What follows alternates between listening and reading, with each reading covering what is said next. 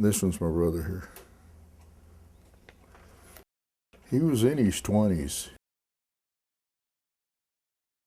He might have even been younger than that. Vidal was only 12 years old when his brother Willie Yakashai joined the 4th Infantry Division in World War II and became one of the only 17 Comanche code talkers.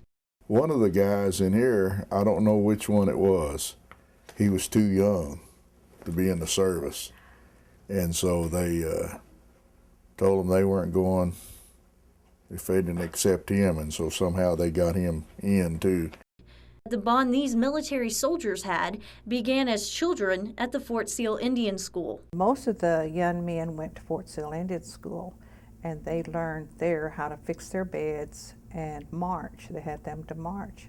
So when they first start training, their officers, was just amazed that they could fix their beds, and they knew how to march and all that.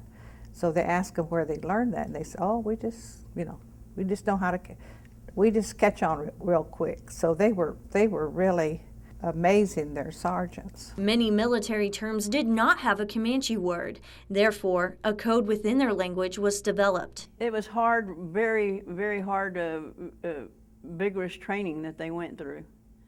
And I guess them as a group were refreshing themselves in the Comanche language when they found out what they were going to do. Most of those guys could speak Comanche better than they could English. They had to make up some of the words for the war because, like, the Indians didn't know what a tank was. They had made up the word turtle because it moved like a turtle. The airplane to them was like a fish that was full of fish eggs. The bombers. However, code talking was not their only task. First and foremost, they were Army signalmen. So they had to climb telephone poles and run radio lines and all this other stuff. And then it was like, in addition to that, you're going to use your language to use as a code. So, they were above and beyond. They were all they could be and more. The first use of the Comanche Code was on June the 6th, 1944, D-Day at Utah Beach. There was over 4,000 ships out there, and just imagine what you in German see. You look out in that Gulf, looking at as far as you can see. The people don't imagine how many ships that is. 4,000, man, everything you can imagine. Larry Salpetti is the man that sent the first message from Utah Beach, and it was in Comanche. They said they was 5 miles inland already when they hit the beaches. They didn't get no resistance, and their battery commander told them to start setting up communications. And they all went different directions, then they went inland. The first message sent from Normandy landings was in Comanche.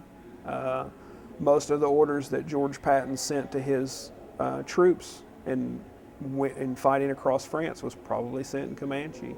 During the next 11 months, this small select group of Oklahoma Native Americans played a vital role in the Allied war effort. It was 1941. I was 11 years old. So I really didn't quite comprehend what was going on, but I could remember my dad, who was a World War I veteran himself, he would listen intently to the radio about what was going on. And they were over there fighting in Germany, and my brother had sent me this V-mail, not email, but V-mail, and wishing me a happy birthday. This was written in February the 17th of 1945, and he was in France when he wrote this. I guess he was on R&R. Dear Sis, I'm sorry for not writing any sooner. You know me and how well I like to write. Well, how are things going with you? As far as myself, I'm okay. I hear Cheese got sick on her birthday. That's too bad. As for myself, I had a good time in Paris. Boy, did I get a scare the other day. I was sitting on top of a truck. The truck driver stopped short. And I kept going, skinned my hand. That's all I got out of it, but I thought I was a goner there for a while. How's the rest of the family getting along? Tell them I said hello, and that I'm still around. Well, Sis, I'd better close for now, so goodbye until next time. I love you. Your brother Dick. They served a great piece of history. For the longest time, you know, it was policy to try to eradicate language and try to eradicate culture. And if they had succeeded in that policy, we wouldn't have such a thing as code talkers. They try to discourage us not to use the language, but yet they use the language to win the war. When they all came back, you know, they all went different directions and all.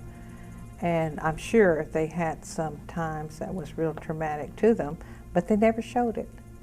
They never showed it. They were always fun-loving men. Today, a monument stands at the Comanche Nation entitled the Spirit Talker. Vidal now proudly displays his brother's picture at the monument, knowing that his Comanche tribal language fulfilled an important means of military communication during World War II.